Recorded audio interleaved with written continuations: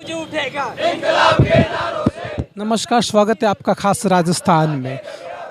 अशोक गहलोत के खिलाफ एक और मोर्चा खोल चुके हैं। बीएसटीसी के अभ्यर्थी हैं जो अभी 2021 में जो रीट की भर्ती हुई उसके लेवल जो फर्स्ट है बीएसटीसी उच्च न्यायालय से न्याय दिलाकर 4 लाख परिवारों को राहत देने की मांग की जा रही है।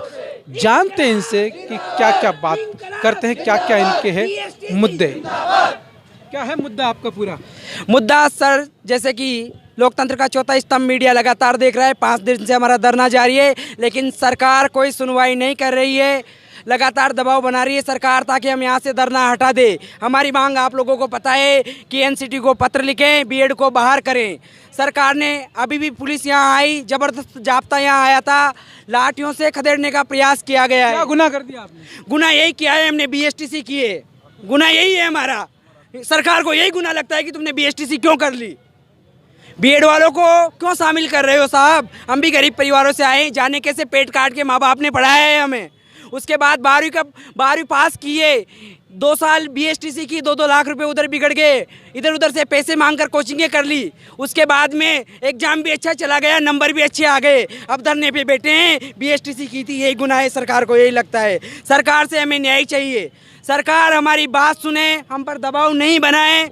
सरकार से निवेदन है, आग्रह है और साथ ही चेतावनी भी है। अगर इस बार राजस्थान के बीएसटीसी बेरोजगारों की बात नहीं सुनी तो फिर न्याय तो मिलके रहेगा।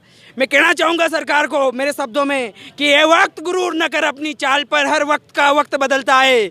दस्तूर है इस दुनिया का, हर सल्तनत का ताज बदलता है। मंत्री जी, आपका तख्त तो ताज पलट के रख देंगे, बदल के रख देंगे। हमें न्याय चाहिए, हम आपके पुलिस से नहीं डरेंगे, क्योंकि आप अपने आप में जननायक कहलाते हो, लेकिन जनमानस की पीड़ा को नहीं समझते हो। कैसे जननायक हो आप? जननायक हो तो जनमानस की पीड़ा को समझो, इनका दर्द समझो। कैसे बैठी है ये बहनें हमारी बच्चों के साथ, इनके घर परिवार नहीं है। हमारे घर से फोन आते हैं, बेटा वहाँ पुलिस की मार पड़ती होगी। मैंने कहा नहीं पड़ती। वो कहते हैं डर लगता है, आंदोलनों में कुछ हो जाता है। मैंने कहा कुछ नहीं हो रहा, कि घर आ जाओ। मैंने कहा घर आ जाएंगे तो तुमको क्या खिलाएंगे? 2 साल 4 साल तो घर वाले हमें खिला देंगे। जब जिम्मेदारी हमारे कंधों पे आ चुकी है और पूर्ण रूप से आ जाएगी तो क्या करेंगे साहब? लेवल 1 में सिर्फ और सिर्फ हमारे पास एक चांस होता है, वो भी सरकार हमसे छीन रही है। ये कहाँ का न्याय है? सहयोगी से बीच में एक बार कहूँगा कि ये विजुअल जरूर देखा है। एक महिला रीट के अभ्यर्थी जो बीएसटी से हैं, अपने बच्चे को बोतल से दूध पिला रही है। क्या नाम है मैम आपका? संतोष। कहाँ से हो संतोष जी? सवाई माधोपुर से। सवाई माधोपुर से। कितने साल का बच्चा है? ये 1.5 साल की है। 1.5 साल की है। 1.5 साल के बच्चे को आप यहाँ लेके बैठे हो, क्या सोच रहे हो? यही सोच रहे हैं कि हमें न्याय मिलेगा। हमने जब एसटीसी की है, माँ बाप ने करवाई, जैसे तैसे करी, दूसरी जगह जाके एसटीसी की है और फिर आए हैं, तो यही है कि हमारा फर्स्ट लेवल में हमको सिर्फ हमें एक ही एग्ज़ाम दे पाते हैं। उसके अलावा ना हम सेकंड ग्रेड दे सकते हैं, ना फर्स्ट ग्रेड दे सकते हैं। कोई कुछ भी एग्ज़ाम नहीं दे सकते, केवल एक ही एग्ज़ाम है जो हम देते हैं, वो है रीट फर्स्ट लेवल। उसमें भी ये लोग बीएड वालों को शामिल करें तो फिर हम क्या करेंगे? एसटीसी में आपका कितना खर्चा आया था? उस टाइम पे पापा ने जब करवाई थी, उस टाइम पे 1.5-2 लाख रुपए का खर्चा बैठा था। मैं सवाई माधोपुर से गंगापुर करने गई थी। अब तो वहाँ मैं 2 साल गंगापुर रही, पापा ने कमरे पे रेंट पे रखा था। उस टाइम पे 2 लाख रुपए का खर्चा बैठा था। इतनी मुश्किल परिस्थितियों में ये बीए एसटीसी करते हैं। एसटीसी वालों की विशेषकर मांग ही है, और काफ़ी दिन से धरने पर, अनशन पर बैठे, उनसे जान लेते हैं। क्या नाम है आपका? सियाराम जाट, मैं टोंक से हूँ और मैं पिछले 5 दिनों से यहाँ पर धरना स्थल पर शहीद स्मारक के और ये जो पुलिस मुख्यालय है ना, इसके सामने बैठा हुआ हूँ। और मुझे पता है कि किस तरह से मैंने बीएसटीसी पूरी की है। तो मैं सरकार से ये कहना चाहता हूँ कि जो 26 तारीख को जो सुनवाई आई कोर्ट में, उसके हमारी मजबूती से पैरवी करवाइए, जिससे कि जो बीएसटीसी का जो हक है वो मारा जा रहा है, उसको वापस हम बचा पाए। और मैं सरकार से कहना चाहता हूँ कि जब ये एनसीटी का काला कानून 28 जून 2018 को जब ये लागू हुआ, तो उसमें ये लिखा हुआ है कि 1 to 5th विचार किया जाएगा। उसमें साफ शब्दों में लिखा हुआ है consider to 1 to 5th BEd. तो उसमें यह लिखा हुआ जिस समवर्ती सूची का विषय है शिक्षा, 42वें संविधान संशोधन 1976 में जब ये राज्य सूची का विषय था पहले, तो उसको चेंज करके समवर्ती सूची में शामिल किया गया। तो उसमें यह है कि कोई सा भी कानून, कोई सा भी राज्य कानून बना सकता है। तो जब एनसीटी को हम ये कहना चाहते हैं कि आप ये काला कानून लेकर आए हैं, तो ये फ़ायदा किसा कर रहा है? ये हम मानते हैं क्वालिटी एजुकेशन चाहिए, तो क्वालिटी एजुकेशन चाहिए है तो आप ऐसा करो, बीएड वालों को शामिल मत करो लेवल 2 में और लेवल 1 में, आप ऐसा करो पीएचडी जो होल्डर है उनको आप लेवल 2 और लेवल 1 में बैठाए, क्योंकि क्वालिटी एजुकेशन वहाँ मिलेगी आपको या नहीं मिलेगी। आपके अनुरूप तो यही है, जो नेट जेआरएफ कर रखा है उनको आप ऐसा करो, जो प्राथमिक विद्यालय हैं, उच्च प्राथमिक विद्यालय है, उनमें आप उनको शामिल करो कि आपके बच्चों को वो क्वालिटी एजुकेशन दे पाएंगे। लेकिन मैं ये कहना चाहता हूँ एनसीटी से कि ये आपका अगर काला कानून जब तक रहेगा तब तक क्वालिटी एजुकेशन नहीं रहेगी। और मैं ये मानना चाहता हूँ कि क्वालिटी एजुकेशन के लिए बीएड का होना जरूरी नहीं है। आज बीएड में 1 लाख सीटें हैं, क्या आपको क्वालिटी एजुकेशन मिल जाएगी? वहाँ तो सस्ते से बीएड में सिलेक्शन हो जाता है लड़कों का, लेकिन असली तो ये है कि हम यहाँ 7 लाख कम्पिटिशन देते हैं बीएसटीसी में, उनमें से 20,000 चुन के आते हैं और राजस्थान से। ये है क्वालिटी एजुकेशन।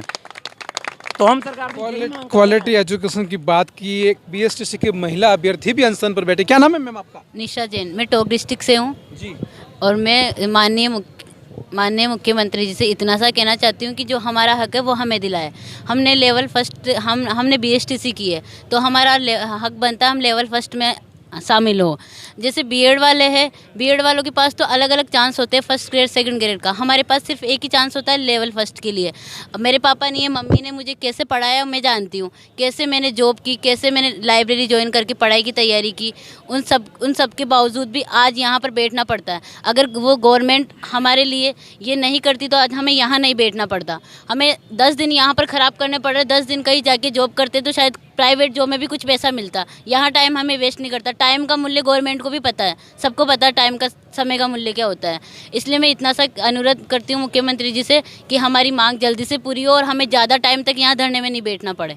इतना डोटासरा जी का भी बयान आया कि महिला शिक्षकें जो होती है, टीचर होते हैं, ये लड़ाई झगड़ालू होते हैं, झगड़ा ज़्यादा करते हैं। क्या लगता है, क्या सही है ये? उनकी पत्नी भी एक शिक्षक है। उनकी पत्नी शिक्षक, तो पत्नी और पति वो घर में लड़ाई होती है तो उस चीज़ को आप बाहर क्यों ला रहे हो? हर इंसान ऐसा थोड़ी होता है। डोटासरा जी का कहना तो ये है, लेकिन महिला हर जगह थोड़ी बोलती है। अगर महिला बोल गई तो वो झगड़ालू हो गई, अपने हक में बोल गई तो झगड़ालू हो गए, ऐसा कुछ नहीं होता।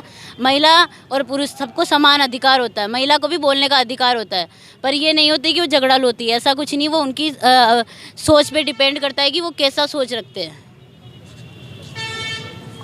सर एक बात बताइए, सबके यहाँ पर टेंट लगे हुए, आपका टेंट क्यों नहीं? क्या गुनाह? सब पैसे नहीं। हाँ, बेरोजगारी का आलम इतना तेज है, यहाँ इंदिरा रसोई में भोजन करते हैं। इंदिरा रसोई में? हाँ, पैसे नहीं, 5 दिन से पड़े हैं। हमारी भूख प्यास, हमें ये चीज़ की चिंता नहीं है। आज हम भूखे हैं, आज बिना छत के बिना टेंट के रह रहे हैं। हम कल को बचाने के लिए कल भूखे ना रहें, इसलिए आज भूख सही। इसलिए हम सरकार को कहना चाहते हैं, हम कल क्या पेट हमारा भूखा ना रहे। हम गहलोत जी, हमने बहुत मुश्किल से, हमारे माँ बाप ने, श्रीमान जी हमारे माँ बाप ने कर्ज लेकर करके हमें पढ़ाया है, हमें अफसर बनाना चाहते थे, परंतु इनकी नीतियों ने, एक एनसीटी के काले कानून ने हमारे पेट पर लात मारी है। इसके सवाल को लेकर के, इस दर्द को लेकर के हम 5 दिन से यहाँ पड़े हैं। हम मुखिया से कहना चाहते हैं, तुम चिट्ठी लिखो। अरे गहलोत जी, त्रिपुरा में आप देखिए, आप हिमाचल प्रदेश में देखिए, आप पंजाब में देखिए, आप दिल्ली में देखिए, वहाँ की सरकारों ने बीएड को बाहर किया है। उन्होंने चिट्ठियाँ लिखी है, उन्होंने एविडेंस के आधार पर बीएसटीसी की बात की है। भाई साहब, ये हिस्से की लड़ाई है, ये हिस्से पर डाका मारना चाहते हैं। हमारा हिस्सा अलवन है, बीएड को शामिल करना चाहते हैं। ये 31,000 की नौकरी ला करके ये बीएड को भी खुश करना चाहते हैं, बीएसटीसी को खुश करना चाहते हैं। हमारा थाली वाला लाडू उसको खुलाना चाहते हैं, वो लाडू हमें नहीं दे रहे। हमारे बड़ा थाली का लाडू हम उसको कैसे दे दें?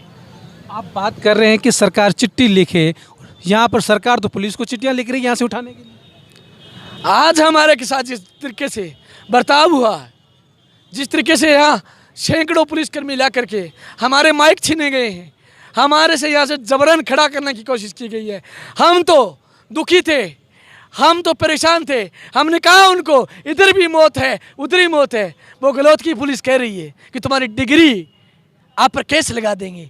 मैं उनको कहना चाहता हूँ, हमारी डिग्री खराब होगी तभी तो यहाँ आए हैं, आप हमारी क्या डिग्री खराब करोगे? मुकदमों की राजनीति सरकार कर रही है। कह रहे हैं आप पर मुकदमा करा देंगे। किसने कहा ये? यह यहाँ की पुलिस कर रही है कि अगर आप बोलोगे, अगर आप आवाज़ उठाओगे, अगर आप यहाँ से खड़े होकर नहीं गए तो आप पर मुकदमा कर देंगे। हमने कहा करो ना, आप अगर मुकदमा करो, अगर आपके मुकदमा करने से हमें अल्वन मिलता है तो आप कर दीजिए, नो प्रॉब्लम।